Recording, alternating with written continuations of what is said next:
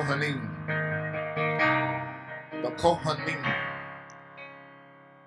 who is on tap to teach you today, is going to bring you something from Hebrew study, Davrim, chapter 31 to 34. Welcome, Kohanim Appleton. Shabbat Shalom. Shabbat Shalom. Shabbat Shalom. Why don't we give the Most High a hand praise? Is that what you do for your Most High? Just that? Amen.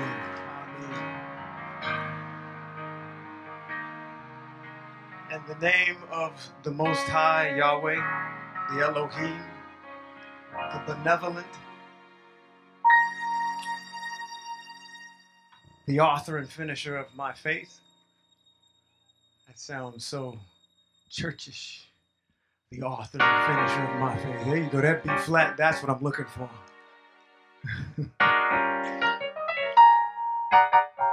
To the Elohim of Shem, Noach, Methuselah, Abraham and his wife Sarah, Yitzhak and his wife Rivka, Yaakov and his wife Leah, Bilhah, Zelpha, and Rachel. To the Most High, who's Elohim, or to Moshe and his wife Zipporah, the Ethiopian, Aharon and his wife Elisheva. I welcome you today with the greeting of peace, Shalom. I want to make a point why I did that. Because oftentimes while we are in congregations, it seems very patriarchal, doesn't it? It's the men. It's the men. It's the men. It's the men. It's always the men. We don't hear enough about the females that are in support, that are the helpmate to these individuals, that will pull them by their ear on the side and tell them, you know what? You're tired. You're irritable. You need to rest. Your support group, your wife. And not enough times we give credence to those individuals that were supported by their wives. That's why I named that. So I greet you in the name of peace today. For those of you that are watching by way of stream, I greet you in the name of peace, of Shalom. I greet all of the nation of Israel. What does that mean? That means all Hebrews and foreigners that are included in the nation of Israel. Amen. I send out one last greeting of peace and Shalom to all my enemies, the enemies of the Most High, who decided to tune in and maybe show up today in person.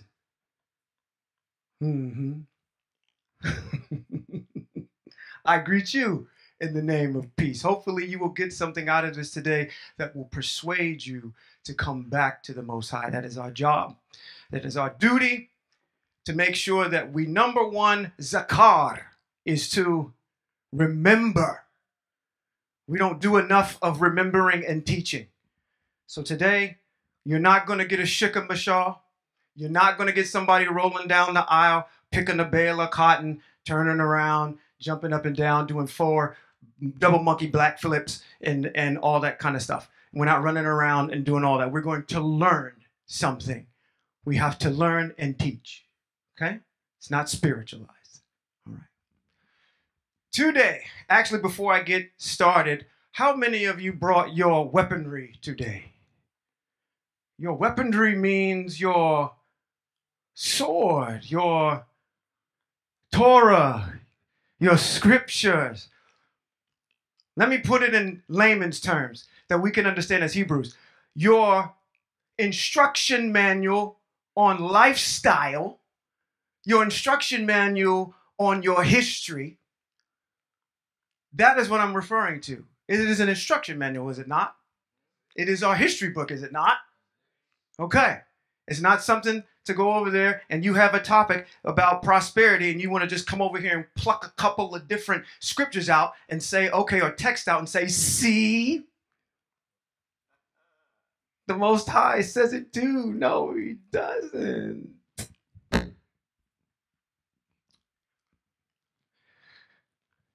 I'm going to commission somebody. I'm going to draft them today.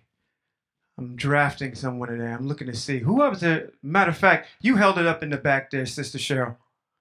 I need you to do me a favor today. While I'm speaking, before I get to chapter number 33 in Devarim, which is Deuteronomy, I need you to count how many of the children of Israel, the tribes, how many tribes are named in chapter number 33. Yes, how many tribes are enumerated in chapter number 33 of Devarim?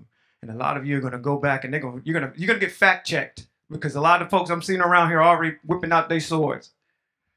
All right, just skim it and see how many tribes have been represented in chapter number 33 of Devarim. Could someone do me a favor and get me a bottle of water from the back? Thank you.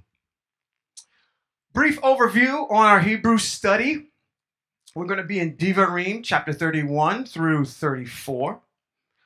And I'm going to go over this brief study real quick so we kind of understand what's going on. I got to say this because this was in my spirit. I think I'm loaded for bear today. I'm going to reveal some things today that you can fact check on your own. Okay? Don't get upset because I'm quoting some facts and they may be not part of your dogma and shift your paradigm in a way that's uncomfortable today. All right? It always boggles my mind that people get upset when people tell them the truth. They'd rather live in a lie and be comfortable instead of being uncomfortable and being in truth. You ask for truth all the time, but when it gets a little bit too uncomfortable for you, you got a problem with it. Just give me the lie so I can be comfortable. We're not trying to do that, all right? Chapter number 31 of Devarim is the preparation for Moshe's death. We're going to talk about a couple different things in there. It's generally going to be a chapter that I'm going to do mainly just an overview on.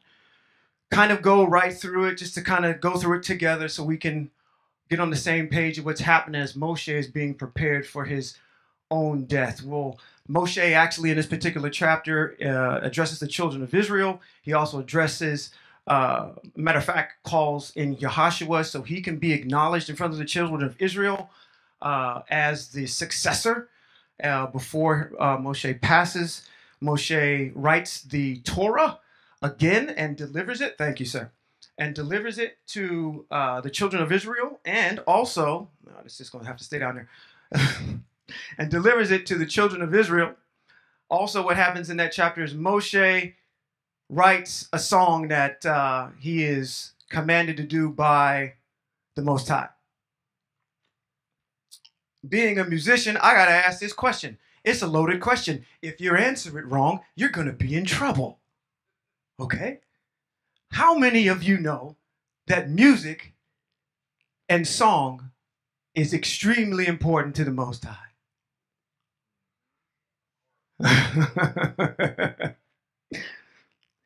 It is very important. There is a song that is written that Moshe writes in chapter number 32. I want you to think of this as when you go to any sporting event, and there was an individual that is very famous, that has his own Netflix show right now, that took a knee during the singing of the national anthem for the United States. Chapter 32, unbeknownst to you, or maybe beknownst to you, is the Hebrew national anthem. It is the song that we are commanded, it is a mitzvot, to memorize and repeat. It is very extensive. You know how you used to do when we was back in the old church, we used to have to have those Easter speeches? And on the third day, he arose. This is, and you had to spend countless hours trying to remember that passage that you had to talk about. This is almost, I think, 36 verses, somewhere around in there, of our Hebrew national anthem. It's the song of the children of Israel to remember, not to abandon the mitzvot. That's what it kind of centers around. It centers around some other things as well. But we're going to read that whole entire piece together.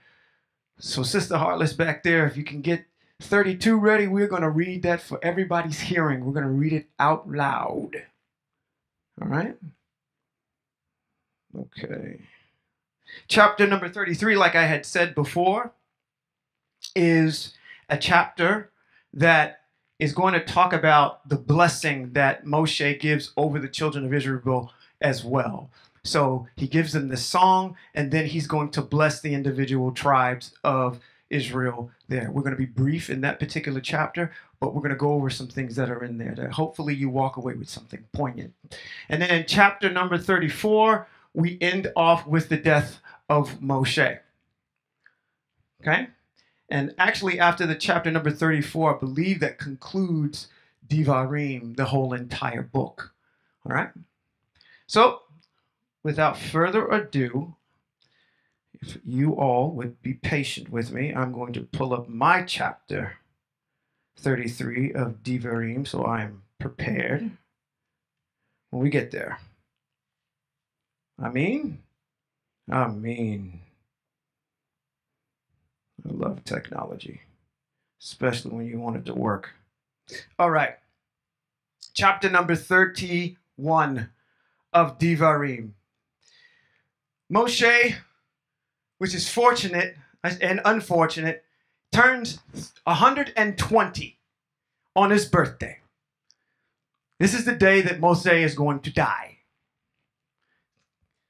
Knowing that, I'm wondering, you put yourself in Moshe's shoes, you're on your birthday. Most of us, what do? We plan for our birthday. We take a week. We say, we're going to celebrate the whole week. We're going to celebrate the whole entire weekend. Everybody's coming into town, and we're just going to celebrate and do whatever we got to do. Moshe finds out that he's going to die on his birthday at the age of 120. He says to the children of Israel, hey, I'm 120. I can't get around as good as I could before. Yahweh is going to tell you guys to cross the Yarden. Okay, so this is the backdrop. We're in, so I can explain where we are. The children of Israel have defeated the kings of Bashan and Og. Sichon and Og. They have camped outside or on the east side of the Jericho, getting ready to cross over the Jericho to take over the promised land. That's where we are right now. And Moshe is addressing the children of Israel. I'm 120 years old. I can't get around. Most High is going to deliver you guys into the land. The Most High is going to do something poignant that we should all remember. And we talked about it in one of our podcasts that's coming up. He's going to depose of all of the inhabitants that are there. So you don't have to do any fighting. I'm going to be your protector. I will be the one that will do all the fighting. All you need to do when you get over there is clean up. Clean all these bodies up. Okay? The Most High will destroy the nations just as he did with Sichon and Og, which are the kings of Emory.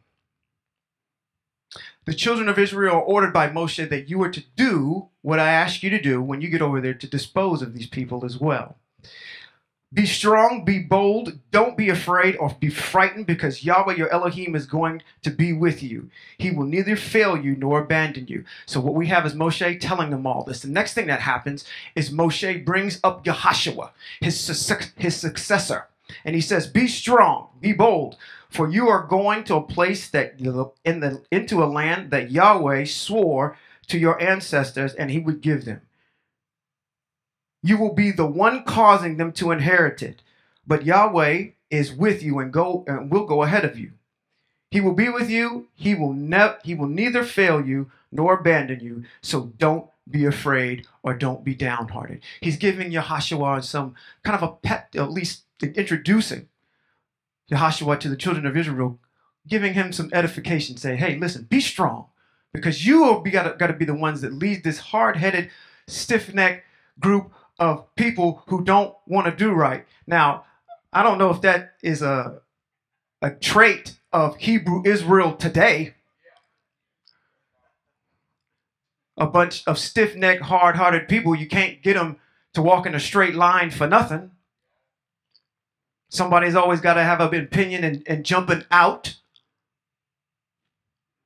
Gosh, I don't know who that's talking to. Next, Moshe is told, or Moshe begins to write the Torah. So he's, again, addressed the children of Israel, brought in Yehoshua as his successor, and now what he begins to do is he begins to write the Torah. He gives it to the Kohanim. He gives it to another specific group of Levites. The Levites that carried the Ark of the Covenant. Does anybody remember what that tribe's name is?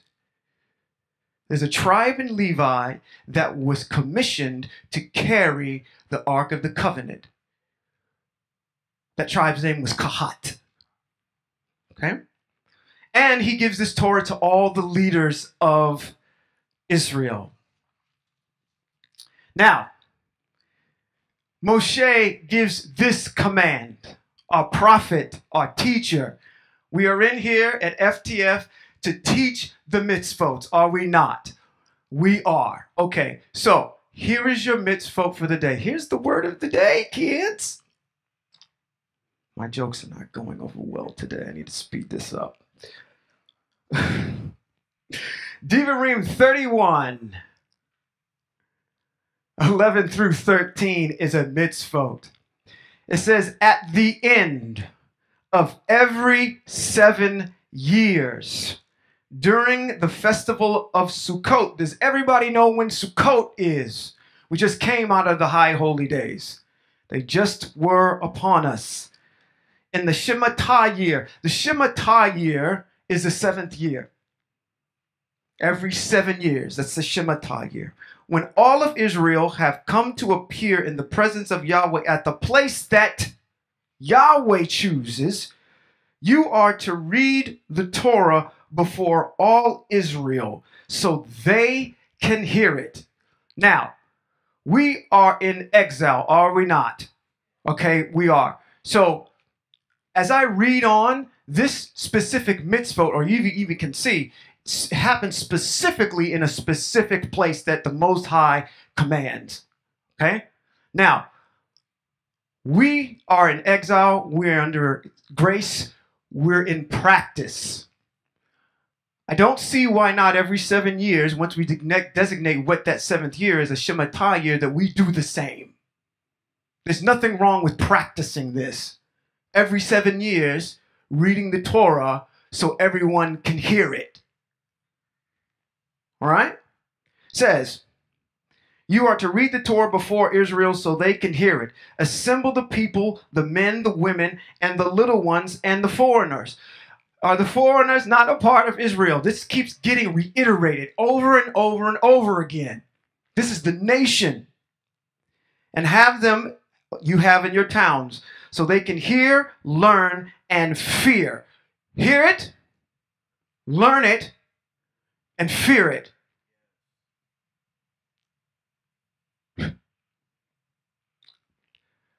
Fear not in the sense of trepidation. Fear in the sense, I'm going to give you, I was in the old church, I had a pastor that once told me, he used to work in a sawmill. And he says that the best way he could explain fear, I'm going to pull this out of a page out of his book, is to say that, listen, I went to a sawmill every day and I worked and I was on a saw, a table saw, and I had to feed wood through that table saw all the time. I learned at first I might have been in fear of the saw because I knew it could take off a finger or cut something, right? It could do that. But the way I want to explain it is that I didn't fear the saw, I respected it. Because I respected the fact that I knew what it could do to me if I disrespected it. That's how you should think of fear.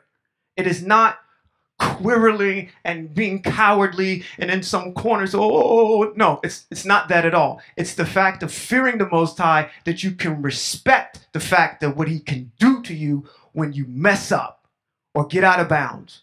It's respect. Okay? So you can hear, learn, and fear/respect Yahweh your Elohim, and take care to obey all the words of this Torah, so that their children who have not known can what? Hear and learn to fear, respect Yahweh your Elohim, for as long as you live in the land you are crossing the Jordan to possess. Mitzvot. Moshe, after this point, is summoned by the Most High. He is asked to bring Yahashua into the tent of meeting, because at the tent of meeting, Yahashua is going to get commissioned, or at least anointed, ordained, whatever word you want to use, by the Most High to be the successor for Moshe. Moshe goes ahead and gets Yahashua. Yahashua comes with him. A cloud descends on the tent of meeting, covering the entryway.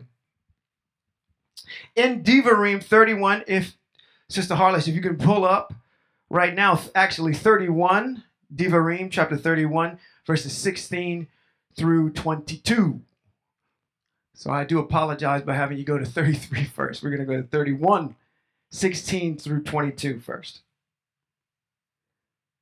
I'm going to read this so you guys understand this, is that the Most High has already mapped out the future of the children of Israel. He tells Moshe behind the curtain, you know, like when you was watching The Wiz and you saw Richard Pryor for the first time in The Wiz, his little sniveling little thing, he had to, no. We go behind the curtain now. And Moshe tells, or at least Moshe is told by the Most High, and Yahashua is told how all this is going to end. Let's go. This people this is good. This people will get up and offer themselves as prostitutes to the foreign gods of the lands where they are going. He tells them they're already, soon as this is done with you, Moshe, this is exactly what they're getting ready to do. The Most High knows past, present, and future. He reveals in Devarim chapter 31 the entire master plan in 2 paragraphs of what's going to happen to all of Hebrew Israel in the future. When they are with those gods, are we not with those gods now? And I'm talking about those that have not accepted being Hebrew. I'm talking about those that are out there doing their 7 o'clock and 11 o'clock and whatever 9 o'clock service and broadcast service on Sunday. Okay? When they are with those gods, they will abandon me and break covenant which I had made with them. Then my anger will flare up and I will abandon them and hide my face. Is the Most High doing that right now? They will be devoured, and many calamities and troubles will come upon them, have they not? Then they will ask, haven't these calamities come upon us because our Elohim isn't here with us? You ever have that sense? Why isn't the Most High here? But I will be hiding my face from them because all of the evil they have done into turning to other gods. Therefore, write this song, national anthem for Hebrew. Write this song for yourselves and teach it to the people of Israel. Have them learn it by heart. Did that resonate with everybody? I hope you got that. There's something we have to learn by heart. Now, I'm going to be the first one, as I'm over here with the microphone, talking the loudest and sounding like I'm the Mr. Get Bad up here, which I'm not. I've yet to learn this by heart myself. So I'm throwing myself in this as well, which I should with all of this. says they should learn it by heart. So the song can be a witness for me against, or witness for me against the people of Israel. For when I have brought them into the land, I swore their ancestors, flown with milk and honey, and they have eaten their fill, grown fat, and turned to other gods, serving them, despising me, and broken my covenant. Then after many calamities and troubles have come upon them, have they not? And continue, this will be the song, will testify before them as a witness, because their descendants will still be reciting it when will be reciting it, and it will not have forgotten it. For I know how they think even now, even before I've brought them into the land about which I swore. Want to reemphasize the fact this national anthem is something we need to learn. Okay? Moshe then writes the song and teaches it that day to the children of Israel. Yahweh commissioned Yahashua, the son of Nun, with these words. It says, be strong. He reiterates it. Be strong, be strengthened, for you will bring the people of Israel into the land which was sworn to them.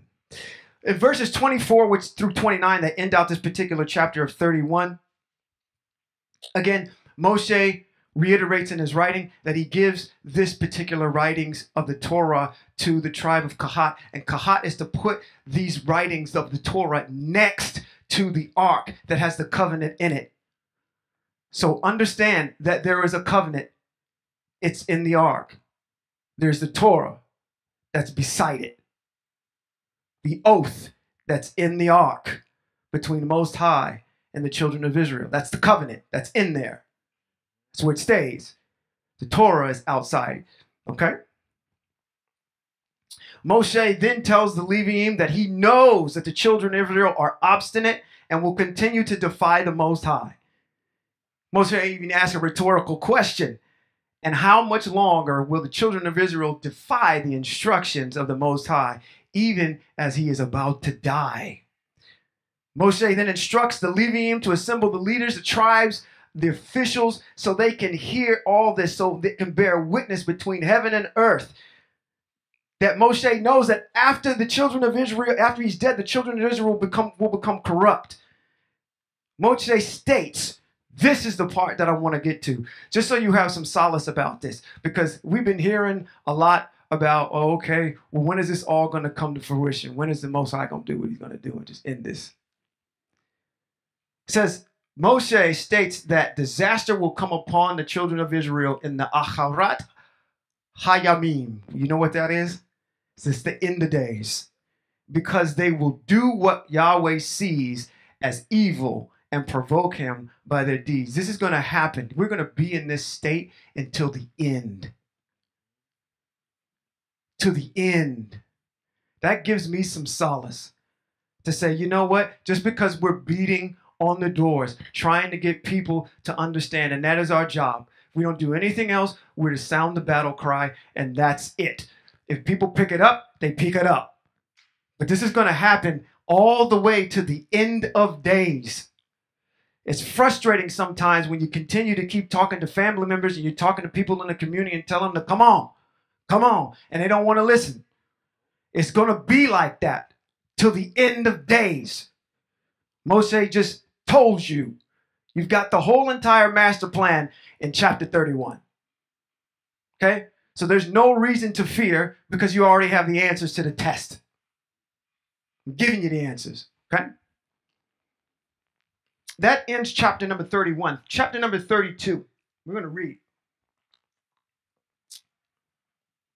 Chapter number 32. Let's put 32 up there. We're going to read that aloud. All right. This is the song that was taught to the children of Israel by Moshe. I, again, pin it and coin it as our national anthem. I'm going to go somewhere real quick. Does anybody in here know the black national anthem? You didn't know there was a black national anthem? Okay. Lift every voice and sing. Till earth and heaven ring. Ring with the of. Uh-oh. Uh-oh. Ring with what? Liberty. Oh, okay. All right. There are some interesting parallels between the Hebrew national anthem and the black national anthem.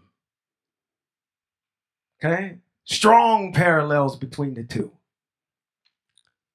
I was all suited and booted, gated and tailored, ready to go to war on this one to talk about Francis Scott Key and the national anthem of the United States. But I don't know if I want to go there just yet, unless y'all just want me to. Do it. Oh my goodness. All right, I'm taking a sidebar. These are facts. And I'm going to stand boldly when I say this. These are facts. You can go look this up yourself, okay? Go look it up. If you don't like it, look it up. Everybody knows that the national anthem that we sing on every time we have a sporting event, you know, that national anthem has 3 verses, right? 2 of those verses are cut out, okay? The 2 verses that are cut out are dealing with the British, and they're dealing, and mainly in the second part of the 3rd verse, are dealing with those slaves that have joined the British to fight against the United States. Okay, Francis Scott Key was an individual that wrote that. Okay, Francis Scott Key, in the War of 1812, in 1814, even though they call it the War of 1812. In 1814, Francis Scott Key was on a ship with an individual that was captured when the White House was burnt to the ground by the British. Okay? On that ship, Francis Scott Key overheard of a covert operation to go into Baltimore, and when the British were going to attack it. And so how the poem is written is Francis Scott Key hears this. The very night, he hears them storming into Baltimore. He hears, and actually, let me back up and go a little bit further back. Actually, no, I'm in a good spot. He hears them going ahead and entering Baltimore. He hears the ramparts, red glare.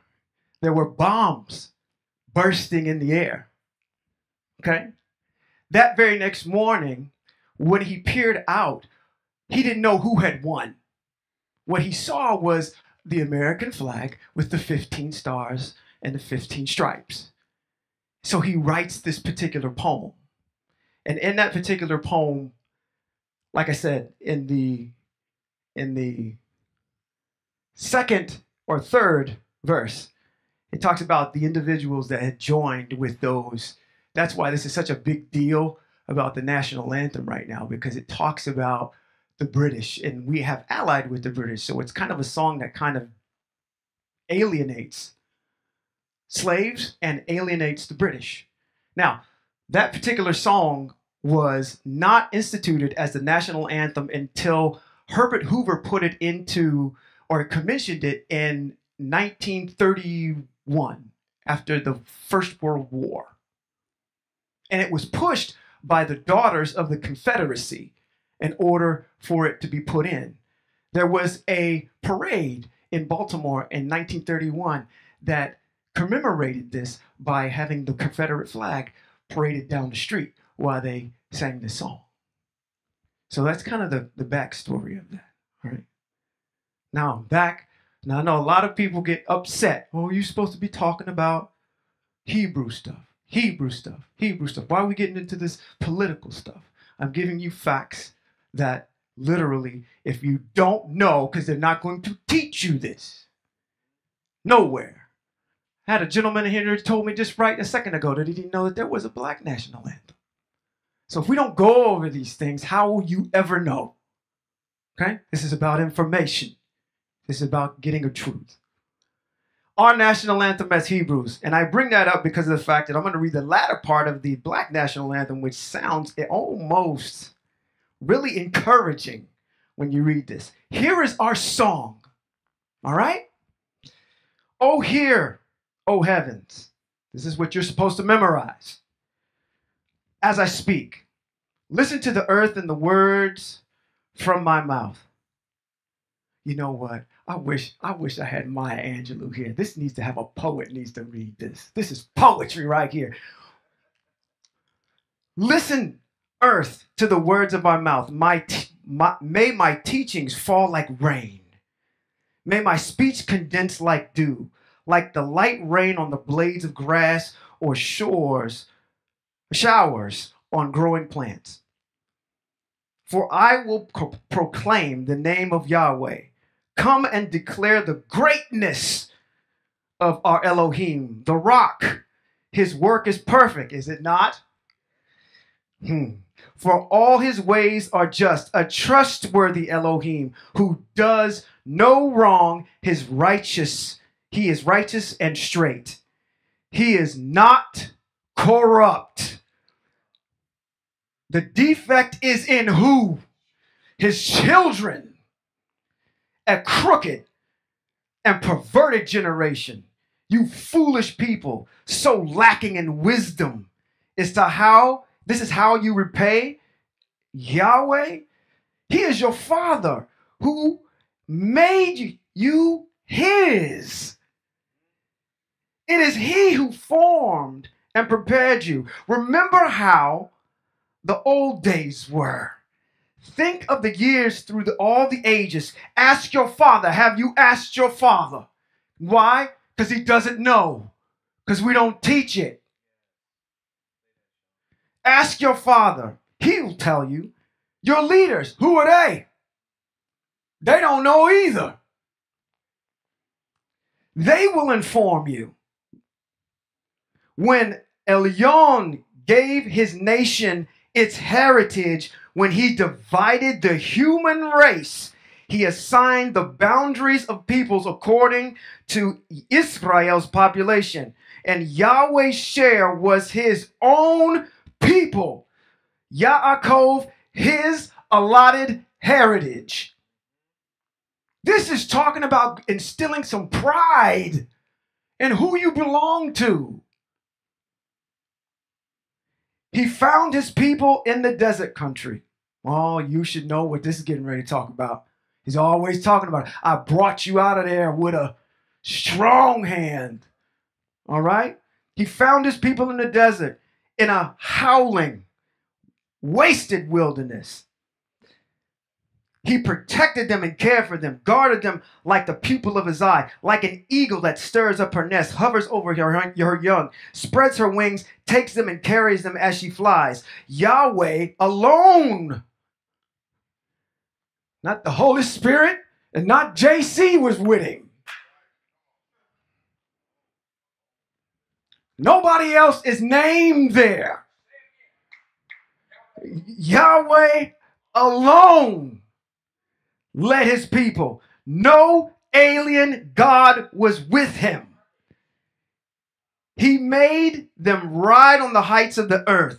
They ate the produce of the fields. He had them suck honey from the rocks and olive oil from the crags, curds and cow's milk from the sheep, with lamb fat, rams from Bashan, that's the kings that he just defeated, and the goats, with the finest wheat flour. And you drank sparkling wine from the blood of grapes. But Yerushin, now, that is another word for Israel, okay? Grew fat and kicked. You grew fat, thick, and gross. He abandoned Yahweh, his maker, and scorned the rock, his salvation. They roused him with jealousy, with alien gods, provoked him with abominations. They sacrificed to demons, non-gods, gods that they had never known, which you have never known this JC, because he wasn't in Mitzrayim and delivered you out of there. So just say that. And nobody else. That's what he's talking about. No other one but him. If they were there, name them. I'll wait.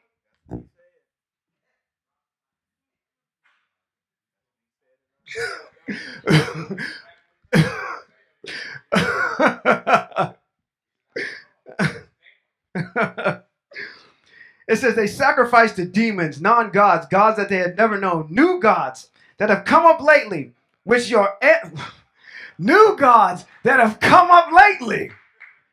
Now, I want to get y'all squared away on something. This is Moshe. This is thousands of years ago. And it is applying today. In 2021, when you decide to take your behind over there to Hebrews 7 when it says it was weak and ineffective, and they keep telling you that it was done away with.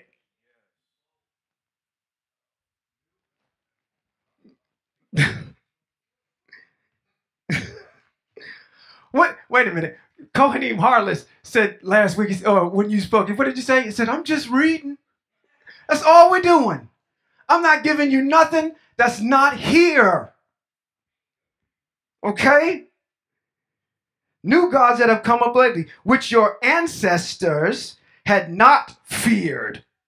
You ignored the rock who fathered you. You forgot Elohim who gave you birth. Yahweh saw and was filled with scorn at his sons and daughters' provocation. He said, I will hide my face from them and see what will become of them. For they are a perverse, untrustworthy children. Perverse generation, untrustworthy children. They aroused my jealousy with a non-God and provoked me with their vanities. I will rouse their jealousy with a non-people and provoke them with a vile nation.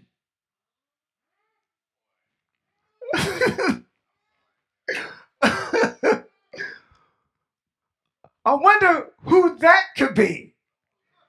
I will arouse their jealousy, the children of Israel's jealousy, with a non-people,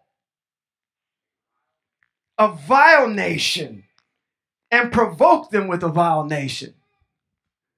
Is that not happening now? You can name 2 nations that actually are doing that to you now. Right now. Interesting. For my anger has been fired up. It burns to the depths of Sheol. Now, this is where I quote the issue of people like to say, oh, okay, that's where in Scripture it talks about hell. Hell doesn't exist. I'm going to tell you that right up front. Sheol is the word for grave. Okay? And what they're doing when they say that, they're misquoting this text. Because it says here, for my anger has been fired up. It burns to the depths of Sheol. It doesn't say that Sheol is a fiery furnace filled with sulfur and brimstone. That comes out of Greek mythology. Okay? That's Hades. It shows up in the New Testament. It's not a part of this. Anytime that you hear the word Sheol, it talks about the grave. So my anger burns while you go down to the grave. My anger burns that far. As far as you are, that's how far my anger goes. Okay? It goes down with you to the grave. That's how upset I am. Okay? Devouring the earth and its crops, kindling the very roots in the hills. I will heap disasters on them and use up all my arrows against them. Fatigued by hunger, they will be consumed by fever and bitter defeat. I will send them the fangs of wild beasts and poisonous reptiles crawling in the dust. Outside, the swords make parentless childs. Inside, there is panic, as young men and girls alike are slain. As young men and girls alike are slain. In the streets of the United States, too. That happens there. If you didn't know what I was talking about. They are slain. Sucklings and graybeards together. I considered putting an end to them. Did he not? He did say that. I considered putting an end to them, erasing them from the memory of the human race. But I feared the insolence of their enemies. Feared that their foes would mistakenly think, we ourselves accomplished this. Yahweh had nothing to do with it. That's the only reason that you're around. is to prove to the nations that they are not the progenitors of your demise. The Most High has got his hands on you from the cradle to the grave. The reason why you get exterminated is because the Most High did it, not knowing anybody else. They are a nation without common sense. It's talking about you all. Utterly lacking in discernment. If they were wise, they could figure it out and understand their destiny.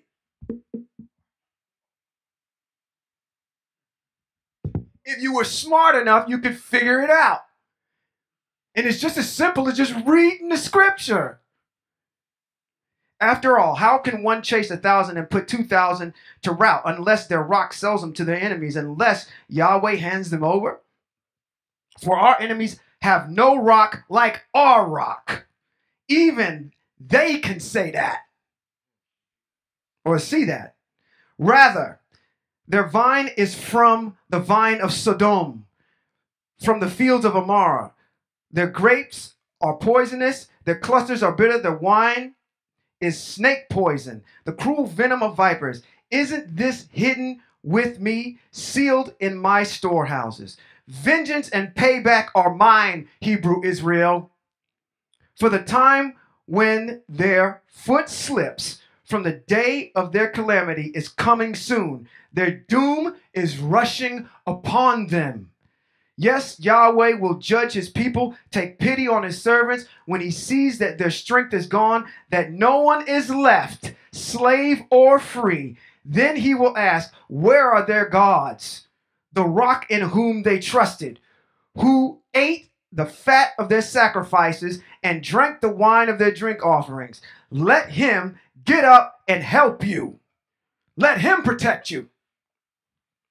See now that yes, I am he, and there is no other Elohim beside me. I put to death, I make alive, I wound, I heal. No one saves anyone from my hand. I'm just reading. We only got 4 more verses. For I lift up my hand to the Hashemayim, which is the heavens, and swear, as surely as I am alive forever, if I sharpen my flashing sword and set my hand to judgment, I will render vengeance to my foes, repay those who hate me. I will make my arrows drunk with blood. My sword will devour flesh, the blood of the slain and the captives, flesh from the wild-haired heads of the enemies. Sing out, you nations, about his people. They're going to sing out. Sing out, nations, about his people. For he will avenge the blood of his servants. He will render vengeance to the adversaries and make atonement for the land of his people. That is your national anthem. Now that is long. That's a long song. I'm going to read to you the latter part of the Black national anthem, if I can find it on my tablet. Or maybe most of y'all don't want me to go here right now. It's a beautiful thing the Most High has in store for us. The latter part of the Black national anthem goes like this. Now I want you, we just got done reading our national anthem. I want you to see how this mirrors this a little bit. Okay? Now, instead of the word God, I'm going to use the word Yahweh. Okay? It says, Yahweh of our weary years, Yahweh of our silent tears, you who have brought us from thus far on the way, you who has by your might led us into the light, keep us forever in the path. We pray, lest our feet stray from the places, our Yahweh, where we met you. Lest our hearts, drunk with wine in the world, we forget. You shadowed beneath your hand, may we forever stand, true to our Yahweh, true to our native land, our native land.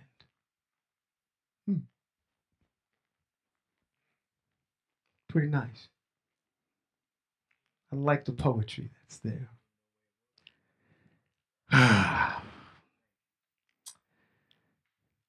The latter part of chapter number 32 ends in this fashion. Moshe is then taken up after he recites this poem to the children of Israel. He's taken Yahweh summons him up to Mount Nebo. And Mount Nebo, he's allowed to see the land that the children of Israel are going to inherit. Okay? Now, he also tells him, when you go up to Mount Nebo, or at least when I take you up to the mountain, you die, and you're going to die in the same fashion as your brother Aharon. Okay? Who was up there with Aharon when Moshe took him up there? That's a quiz question. That's a Jeopardy question. Aharon went up there with his son Eleazar. Eleazar, they see the whole children of Israel see Aharon die, and then Eleazar gets put into place. Okay?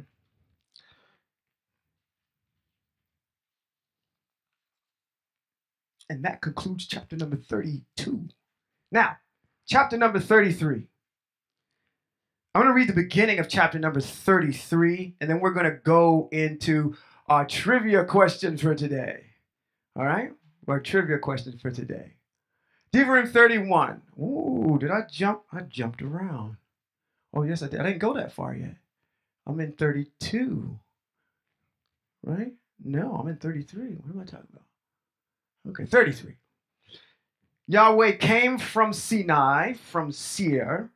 He dawned on the people, shone from Mount Paran, and with him were the myriads of holy ones. At his right hand was the fiery law for them. He truly loves his people. All the holy ones are in your hand, sitting at your feet. They receive your instruction. The Torah of Moshe commanded us to as an inheritance for the community of Yaakov. Then a king arose in Yeshurun, which is Israel, when the leaders of the people were gathered, all the tribes of Israel together. Now, I'm setting the stage for you here because what's getting ready to happen now is now they've received the song, and Moshe is now sees the land that they're going to inherit. What he's doing is he's going to go and bless each one of the tribes of Israel. Pop quiz question. Answer this. I asked the question earlier. How many of the tribes are actually named in that chapter? 13 are named? Okay. So I'm going to redo this because I'm in here with some astute Hebrews. Joseph is one. And you're probably counting Manasseh and Ephraim's too, right? Okay. They're one. No, it's not 12. That's what I'm looking for right there. Simeon is not mentioned in there. Every single one of the tribes gets mentioned except Simeon. Great question. I'm glad you asked. Okay, so in my research on this, I had a revelation from the Most High. I cannot back this up scripturally. So I'm giving you a disclaimer right now. I'm stepping out on my own on this one. This is my personal position on this. I could not find anywhere where it explains in any commentary or any other references that are in scripture that emphatically say why Simeon was left out of the blessings of each one of the tribes. Does anybody, before I even give you my opinion, does anybody have an explanation, you think? You're over there smiling. No? Could be. And again, I don't have the answer, but I'm going to offer you my opinion. But that's great. It could be. Because that Levi was in that as well. Anybody else?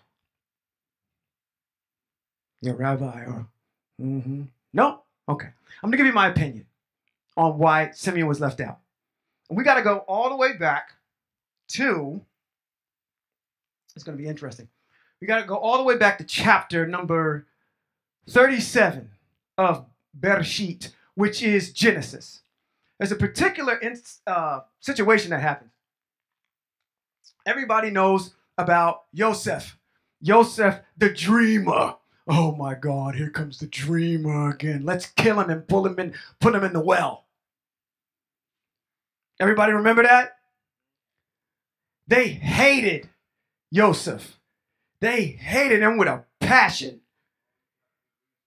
So they said, okay, it doesn't say in chapter 37 who was the ringleader of all that.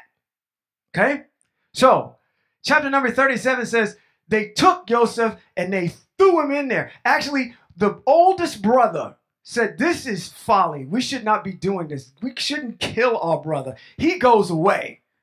And the other brothers are there conspiring. It is my assumption that the ringleader of that was Simeon. Now, here's my other reason to put a nail in the coffin on Simeon. Because when we get down to when Joseph flourishes and he becomes the viceroy of Mitzrayim, there's a particular situation that happens. There's a famine that's in the land. When they get down into that famine, the children, or at least Yaakov said, what in the world are you boneheads doing? Go down to Mitzrayim and get some grain. They go down to Mitzrayim and get some grain, and they don't even know that the viceroy of Egypt is Joseph, their brother, the one that they threw in a cistern to die. Okay? What happens? He plays this game like he doesn't know who they are. Joseph does. And he locks one of them up and says, I'm locking one of you up, and the rest of you go back and go get Benjamin and bring him back. Who do they lock up? Simeon. So I'm under the assumption that Joseph knew who Simeon was. Oh, you want to go ahead and you want to be the ringleader and throw me in this thing? Imagine falling. I don't know how deep them cisterns were, but over maybe 10 feet. He was probably the ringleader that set all that up. Now, if Simeon had had his way, possibly, and they killed Joseph, there would be no children of Israel because you would have died in the famine. There was a reason Joseph needed to go to Mitzrayim, which was to save his family. And that is where the nation of Israel flourished. But I'm assuming I'm on my own on this because I know people, but you have better information, you got something else, bring it. I'm just saying this is just me talking. Okay? I'm going to 2 spots in order to make the third. All right? That's in chapter number 33. That ends. That's all I really want to say about chapter number 33, because the chapter number 33 is all of the individual blessings that come upon the children of Israel based on kind of the character of each individual tribe. Okay? Last chapter, chapter number 34. We're going to talk about some things here. Hopefully this chapter is good. It's going to be more, hopefully, informative in chapter number 34 about what's going on, because here it's pretty simple in chapter number 34. Moshe is going to die in chapter number 34. He gets taken up to the mountain, and then that's where he gets laid to rest. But prior to that, the Most High shows Moshe how vast this land is going to be. He enumerates it. He says, you know, it's from Gilead as far as Dan, as all the way to Naphtali. So all these individual territories, he sees all of this expanse of land. Now, we have always said that when I read this, I'm going to tell you where my mind goes when I read stuff like this, is that we don't have anything, we have a good idea. We don't have anything definitive in proximity or exactly where this is, okay? We can get it to a continent, a real good continent. Everybody knows what continent that is, right? Yep, we know what that is. What continent that is? Africa? Okay, thank you. We can get it there. So, here, in this particular chapter, my mind went here. First thing I thought about, I was like, oh, this is in Africa. But during the time of the children of Israel, it wasn't called Africa. Nor was it called any other continent was named at that particular time. No continent is named in our text. That is an event that has come on later. Now, the earliest that I could find that the continents actually got boundary lines and got their names is as early as, I believe, 500. I think it's even further back. 500 BCE, somewhere in there. I think that's where that is. But then this is me, all right? I went and did a little research. And I said, hey, I did my research on the days of the week. Did my research on the months. Well, let's do some research on the name of these continents. So, where I went with this, matter of fact, can everybody name all of the continents? Because there's Africa, Asia, Australia, Antarctica, North America, South America. We're going to call those the Americas. And Asia we're missing the biggest one. Europe's not the biggest one. I'm saying Africa. Nobody said Africa. So we've got Antarctica, Asia, Australia, Europe, the Americas, and Africa. All right. Antarctica. Antarctica comes from, this is, just so you know where these names come from. Antarctica comes from the Greek word Antarctite, which literally means opposite of north.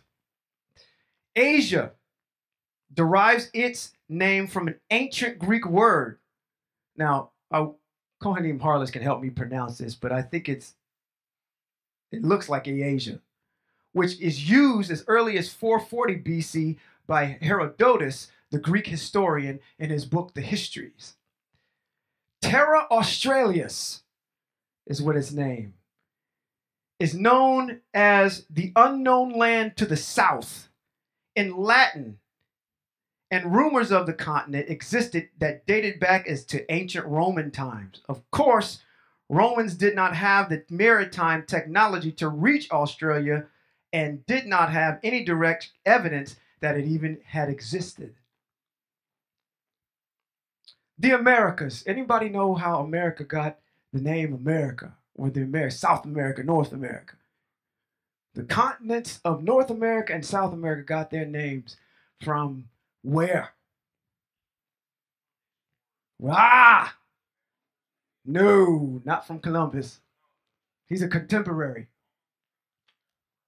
His name is almost like America. America gets its name from the explorer Amerigo Vespucci.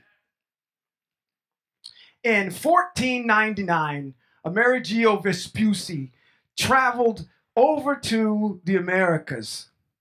Well, I'm going to call it the Americas, this land. And he documented all the things that he saw and where he went. He went back and he hooked up with a cartographer. Anybody know what a cartographer is? A map maker. And he mapped the Americas. And when he got his map back, and he actually published his work from 1502, I believe, to 1506, somewhere in there. In those published works, he talks about it. And when he got his map back, it was written across this land that he had mapped back. It said America. And the cartographer got that name from his name, which is Amerigo Vespucci. That's where the name America comes from that explorer. All right? Does anybody want to know how Europe got its name? You'll find this very interesting. Europe. Story time. Everybody ready for story time? Come on around, get around, kids. It's time for story time. There was a Phoenician king. This is Greek. There's a Phoenician king. This Phoenician king had a wife, and the Phoenician king had a daughter. The daughter was very beautiful. The Phoenician daughter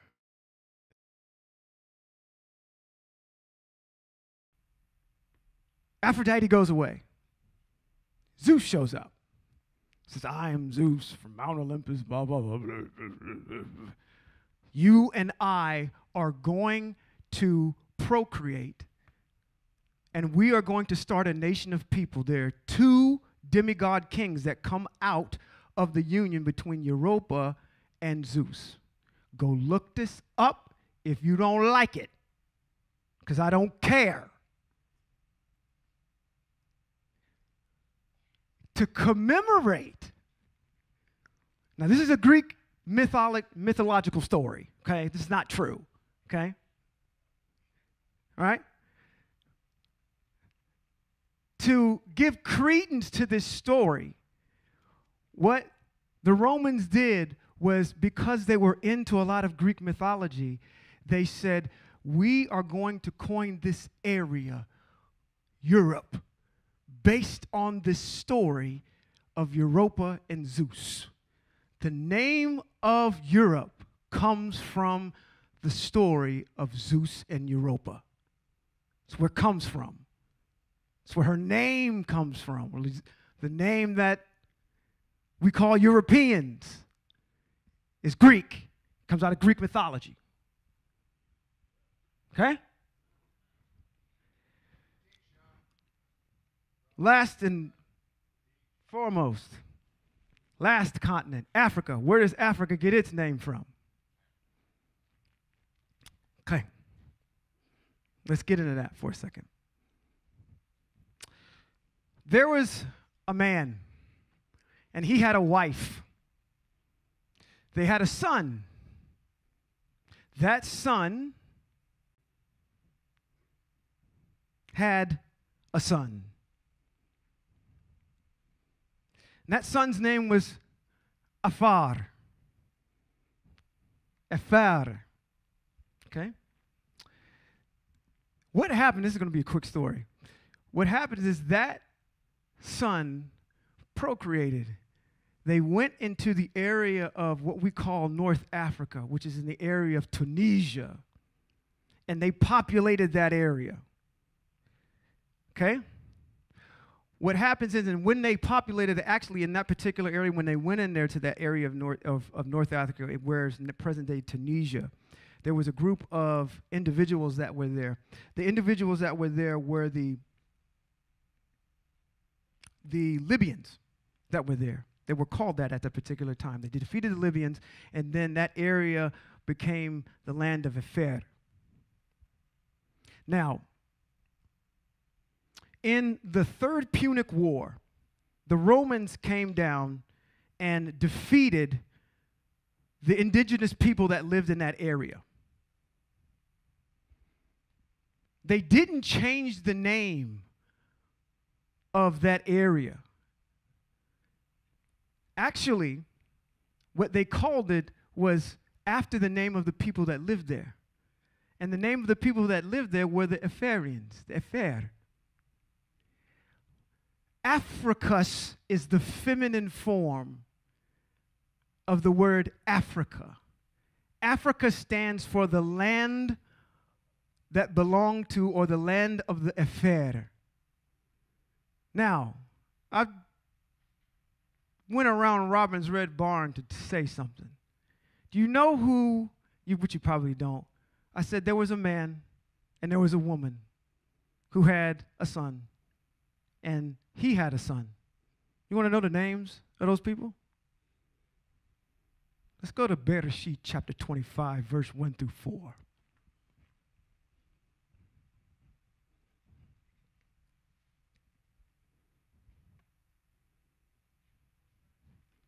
Bereshit,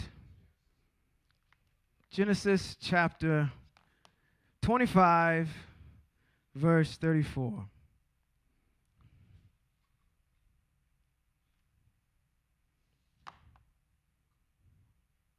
We're going to start at verse 1. We're only going to do four verses.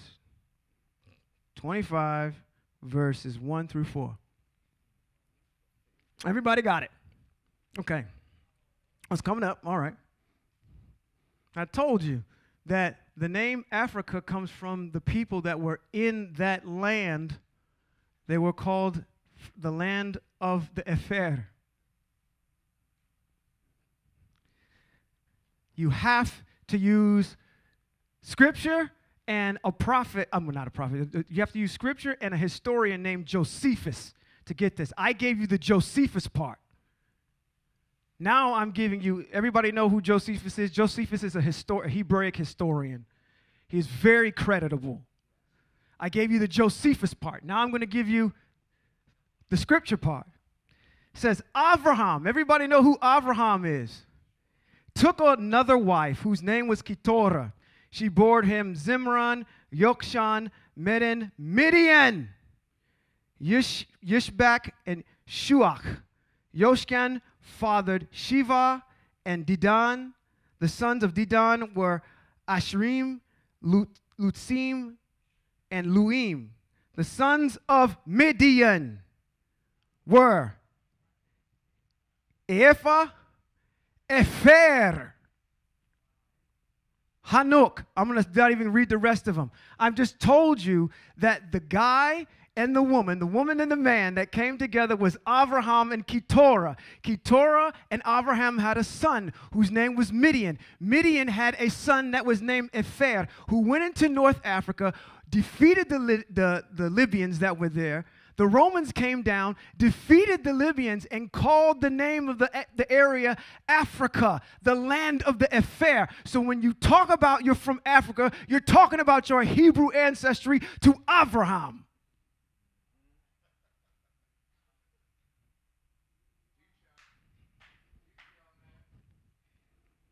You cannot say that you are an African American without associating yourself with Abraham. You have to combine two sources in order to get that. Here and Josephus. If you don't, listen, if you don't do anything else, take copious notes, research it for yourself. Do not take my word for it. It is not going to mean anything to you unless you look it up for yourself. Okay? Anytime there is another breadcrumb right there that if you are melanated, you are at least, now we do know that, do I need to go any further to say that there was a son that came out of the lineage of Ham? Ham fathered this guy named Mitzrayim, which is Egypt. So those people took on that area, the name of that people took on the land that they inhabited. The Epherians were the ones that came out of Abraham. And that is why Africa is called the way it's called, because it's the land of the Epher, which is the land that comes out of this dude called Abraham, which is a Hebrew. Okay? All right. What'd you say? Just saying. Just saying. Thank you. And I'm closing right here with this one because, again, the rest of this was, the rest of this is the Most High. The Most High gives Abraham his last rites, and Abraham goes on to see the ancestors. Goes up, and it sends like this: Moshe, the servant and friend of Yahweh, died in the land of Moab. I'm seeing these two ladies here. Y'all friends, right? You're not friends? This is your mother. This is your mother. I thought y'all were sisters, but that's okay. You consider yourself friends? Okay. In Scripture, it talks about how Moshe was a friend to the Most High, that they could talk face to face, that they could say, we see Moshe in this Advent, that Moshe is giving all these edicts, and he's very emphatic, and he's very stern. But then behind closed doors, he's vulnerable. And he talks to the Most High like he's talking to his best friend. The relationship you have between the two of you. That's how the Most High had his relationship with Moshe. So it says in this chapter, he says his friend. He was buried across from Beit Peor in the land of Moab. And it says in Scripture, to this day, no one knows where that is. Where Moshe is, where that grave is. He died and was buried at the age of 120. Now, it says that the children of Israel mourned Moshe for 30 days. And I have this whole entire piece here, and for the sake of time, and I'm not really want to get into it too much, but it's called the Sheloshim, which is the 30. It's mourning for 30 days. And I don't want you to get too wrapped up into that because because if you go to kind of some Judaism, they're going to tell you there's a whole bunch of rules when you actually mourn. But the one thing that I found very interesting about that is that, say for instance, when Yaakov finds out that his son dies, he says he rent his clothes and he put on sackcloth. You know what sackcloth is? Sackcloth. Okay, let me ask. I wish Pastor Jones was here. Isn't there any reason why why people, I shouldn't say this, the first indication of this is in Scripture. Why people wear black to funerals. It doesn't show up, and there's a reference for it. Does it show up? It shows up actually in the Roman Empire in 753 BC, but even in Hebrew scriptures, they wore all black. Sackcloth is black goat's hair. Okay? So when someone had died, they put on sackcloth and mourned. They had all black on when they were doing that. Now, the modern day sackcloth you're going to see is a whole bunch of people rolling around, picking a bale of cotton, putting ash and baby powder on their foreheads, like those sacks, them potato sacks that we used to do the potato sack races in. That's what modern day sackcloth looks like. But Hebraic sackcloth is black goat's hair. They put that on and they mourned Moshe for 30 days. And I will end here and close. Moshe is remembered as a prophet, and this is in Scripture, that no one has been able to match with no equal since that time. 0. Moshe spoke with and knew Yahweh face to face, conducted signs and wonders in the land of Mitzrayim, with great might in his hand, and invoked great terror before the children of Israel. I say to all of you that are hearing this teaching that I've presented today, that something will have been said to edify you. Our whole entire purpose and job here is to let you all understand that you mean a lot to the Most High. The Most High has a nation of people, and that nation of people is beautiful to the Most High. You have to have some pride in who you are. If you do not know who you are, you will never have any pride in yourself. You will always see yourself through the lenses of someone else or some other religion that doesn't have anything out for your good. We must look internally to where we went wrong, or at least go back to where we went wrong, which is getting away from the mitzvot of the Most High. So I want to encourage all of you to do your research. If there is anything that I said today, I haven't arrived at all. If I've misquoted something, please correct me. But in doing so, gather the information, do your own research, seek the ways of the Most High. Learn that national anthem as best as you can, because I'm in that boat too. It's been a beautiful day. I appreciate the Most High for allowing me to live one more day, even to see another Shabbat that I wasn't promised. And I appreciate that from the Most High. So I want to bless all of you as we convene. Yivareka Yahweh v'yishmareka. Ya'er Yahweh panav eleka, v'chuneka yisab Yahweh panav eleka, v'yasham lecha shalom. May Yahweh bless you and keep you.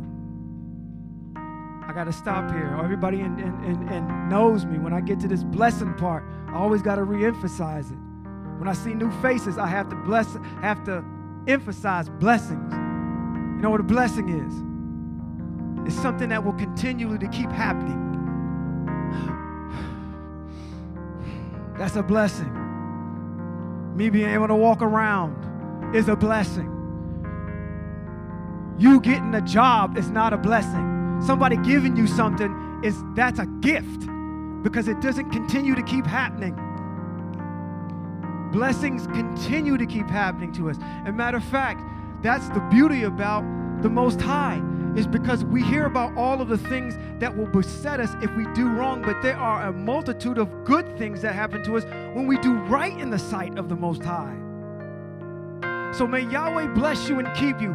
May Yahweh make his face to shine you and show you his favor, not some man's favor, not some other God's favor, but his favor. May Yahweh lift up his face towards you and give you shalom. To all of you, by way of the stream, the nation of Israel at large, Hebrews, foreigners, everybody believing in the way of the Most High, I say to you, shalom.